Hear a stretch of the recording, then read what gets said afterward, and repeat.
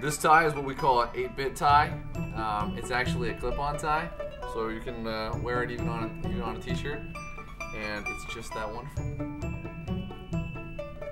Some of the ties that I've gotten, I've actually inherited. For instance, this tie was a tie of my grandfather, and it was all of his grandchildren, except for I wasn't born yet. So for me, it's a tie of my sibling and my cousins. And that's why it's so ugly, because it was from the 1970s.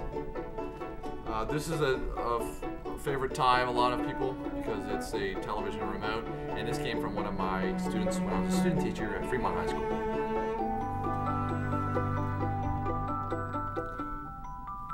A lot of people now give me ties when they travel. So this one came actually from Costa Rica, and it came from my parents. And here's one tie with Tasmanian devil on it, wearing different types of boxers. There's nothing secret underlying the message of this tie.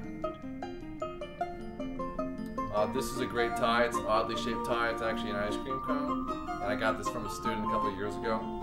It makes wearing the tie with a tie clip a little difficult though.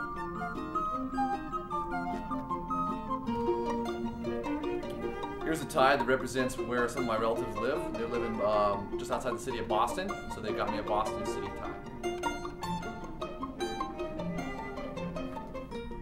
This is a tie I got. Part of my background is that I'm Irish, so this fits me pretty well. Here's a tie that comes out of my love of comics. So it's Boris and Natasha, and this one is a favorite of my students. Really coming out of the fact that I'm a U.S. history teacher and I'm a presidential buff, here is a tie of Abraham Lincoln. So it shows my academic life. This is actually a tie that was hand crocheted for me by a former student. This is very, very impressive. It actually has a nice back.